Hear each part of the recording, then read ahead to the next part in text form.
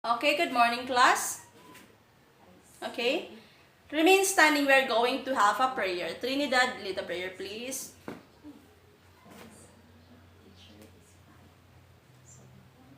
Amen. All right. So for your attendance, Trinidad is absent. No one. Okay, perfect attendance. Alright, very good class. Perfect attendance. I hope na palaging ganito. Perfect attendance kayo palagi.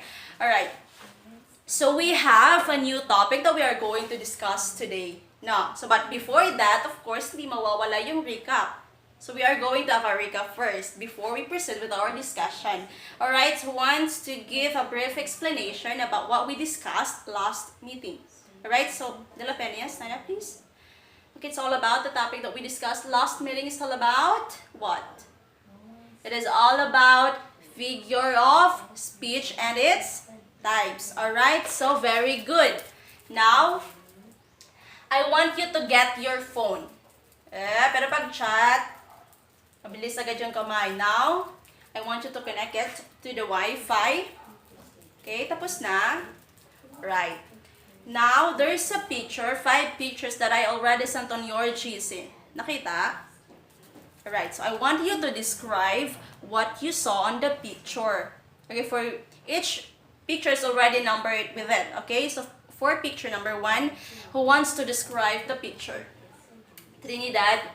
Okay, stand up please. He is reading a book. Okay, very good. For number 2, De La Vega is watching TV, alright? Thank you, very good, that's correct. For number 3, alright, De La Rama? Okay, he is drinking coffee, alright? For number 4, for the picture number 4, who wants to describe? Okay, he's running around the field, okay? Thank you. For number 5, last number, who wants to describe the last picture for number 5? She is cleaning the backyard. Very good. That's right. Now, I think you already have an idea about what we are going to discuss today. Anyone? Okay lang. Any opinion? It's acceptable. Okay, De La Vega? Sentence structure. Right. That's right. Okay, remain standing. I want you to discuss what you understand about sentence structure. Anything, you can answer it with your any opinion. It's acceptable, okay? Alright, so sentence structure is a grammatical arrangement of words in a sentence. Very good.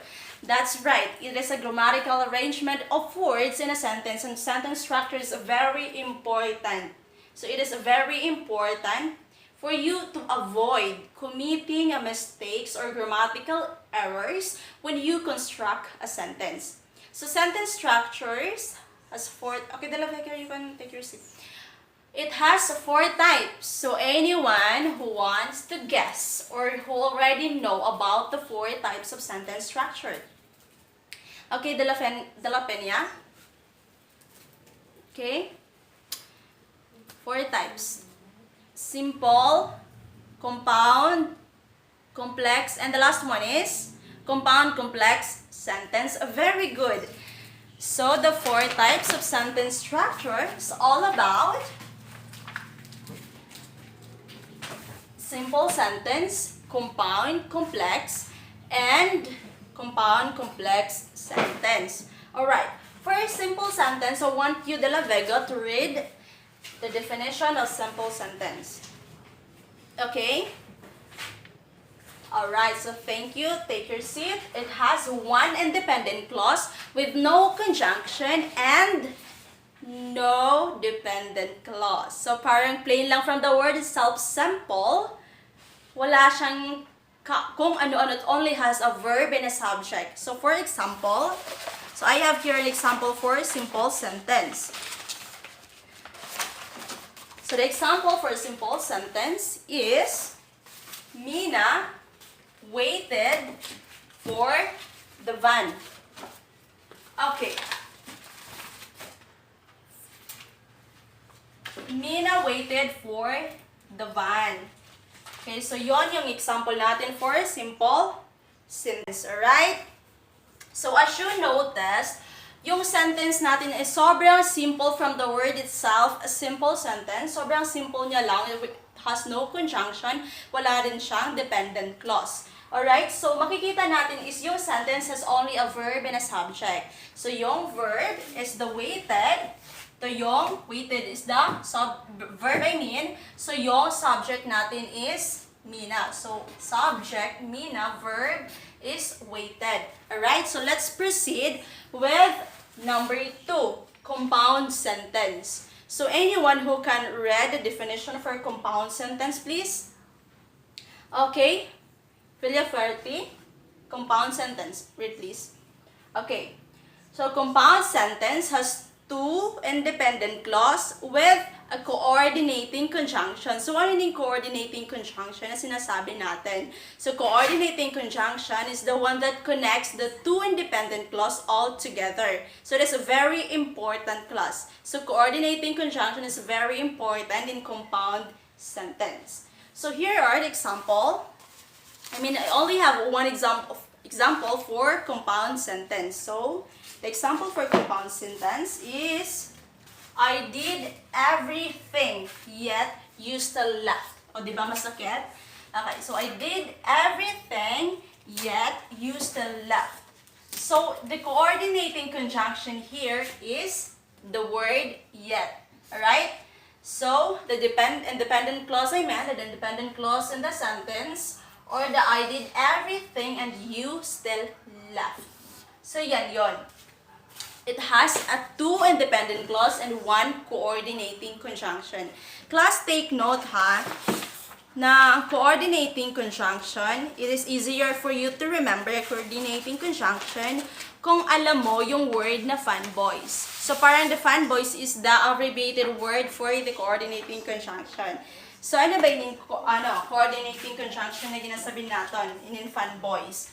Fanboys stands for F, for A, and N, nor, B, but, O, or, Y, yet, and the last one, S, so. So, ito yung magsaserve nyong guide, the fanboys word, will serve you as the guide kung paano nyo mano-notify kung asan doon sa sentence ang coordinating conjunction. You have to remember that class because it will be a great help for you in order for you to find out where is the coordinating conjunction in a sentence. Alright, so let's proceed with number 3, which is the complex sentence. Who wants to read the definition for complex sentence? Okay, Villafuerte again. Okay. Alright, thank you. It contains one independent clause and one dependent clause. Alright, thank you.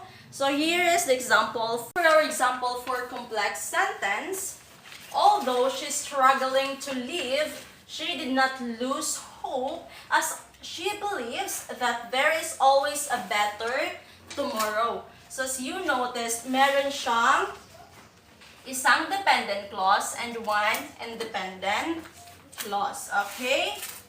Right. So, as you notice, class, meron siyang comma sa sentence. Yung comma kasi, take note na very important siya. Very important siya sa complex sentence because ito yung nagiging silbing proof. Ito yung nagsisilbing proof para malaman natin that the sentence begins with dependent clause. Kasi when a sentence begins with independent clause, the sentence has no comma at all. Okay? Okay, so let's proceed for the last types of sentence structure, which is the compound complex sentence. Who wants to read the definition, please? Okay, De La Torre. Okay.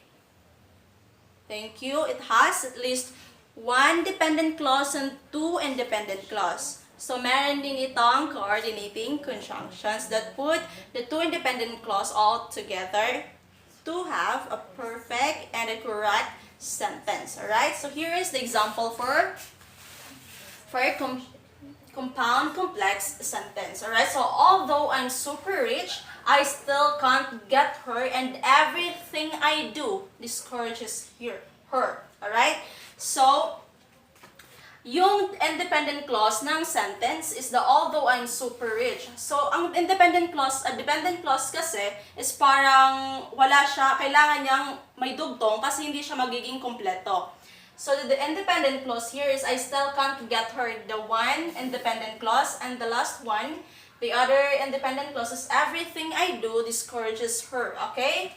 Yan yun. So, it has one independent clause. The one independent clause is although I'm super rich. And the last two independent clause are I still can't get her and everything I do discourages her. So, di ba sabi ko kanina, I mentioned earlier na meron din itong coordinating conjunction. Okay? So, the coordinating conjunction of the sentence, the word and. Okay? Right. So, before we proceed with our activities, let's have a recap first with our discussion. Ano?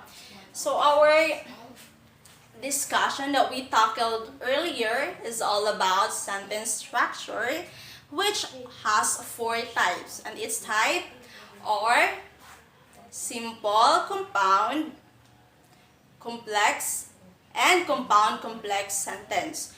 A complex sentence, okay, let's start for the first one, the simple one.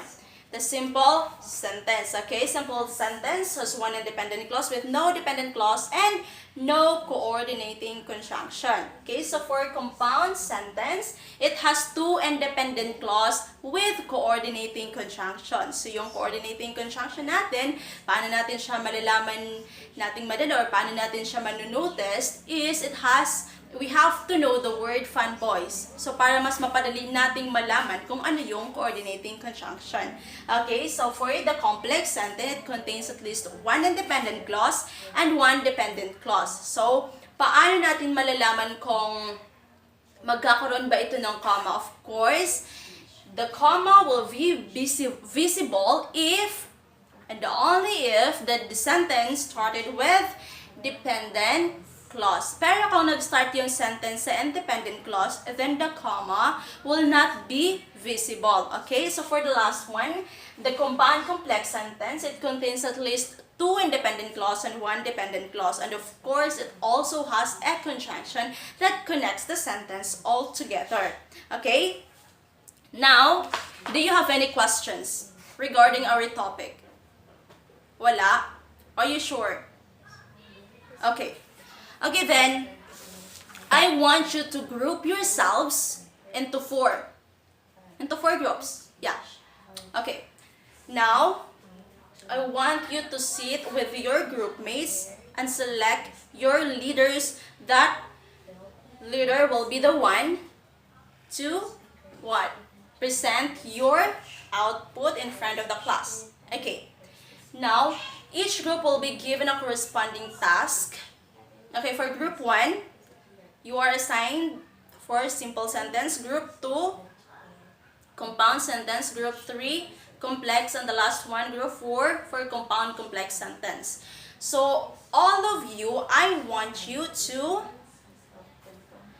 okay, so search a random picture and present it in front, and then make your own sentence out of your assigned task, okay? Out of the types that I had given you, okay?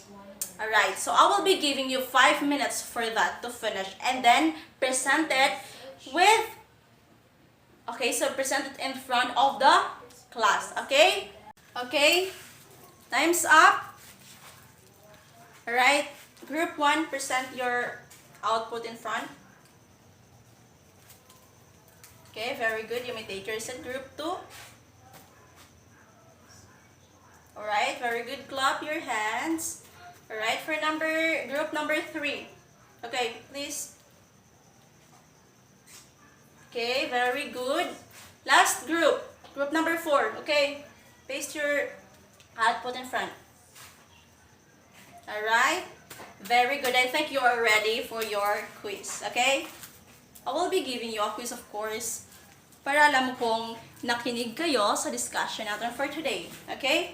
I want you to get 1/2 crossword sheet of paper, and you are going to answer this exercise, okay?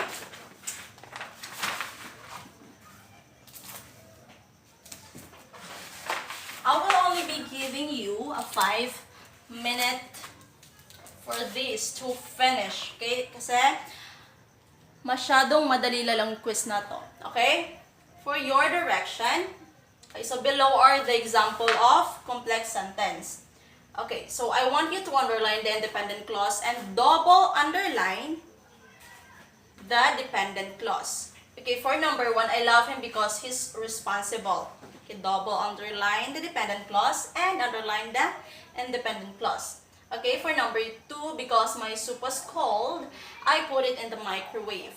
Underline the independent clause and double underline the dependent clause. For number 3, because I was so friendly, I become prone to betrayal.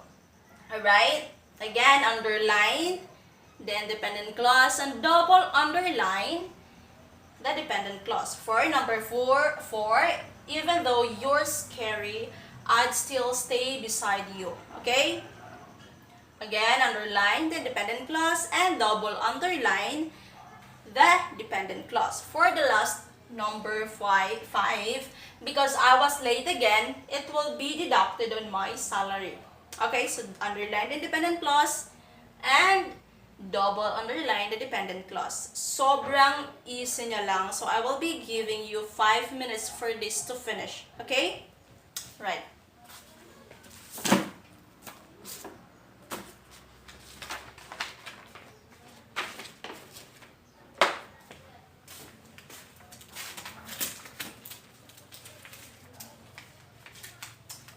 I will be removing the examples para wala kayong makukopyahan. Okay?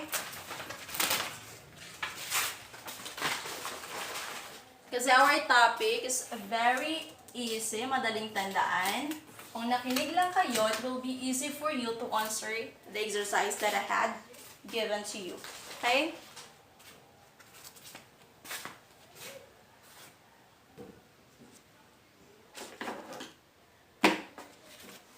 Are you done?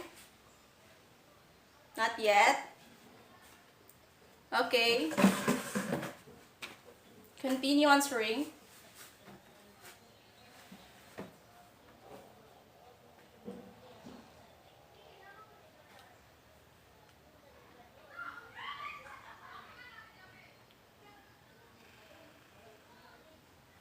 Okay, you only have 1 minute left. I want you to make sure that your answer are correct. For those who will get a perfect score, he or she will be exempted for our next quiz. Okay? Now do your part. Alright, time's up. De La Peña, I want you to collect the papers, please. Okay? Oh my God.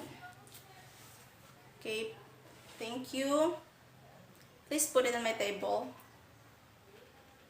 Okay, for your assignment, I have here,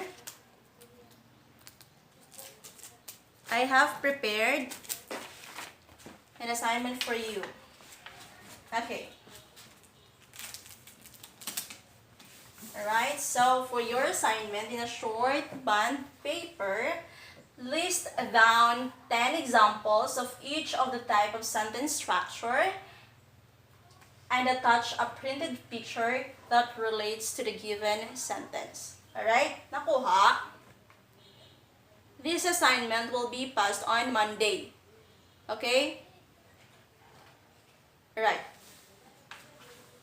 Pwede nyo lang picturean. Basta magsagot kayo ng assignments. I want you to bring your assignment on Monday, okay? Don't ever forget it. Alright? Okay. Let's wrap up. Goodbye, class. Okay. Have a nice day.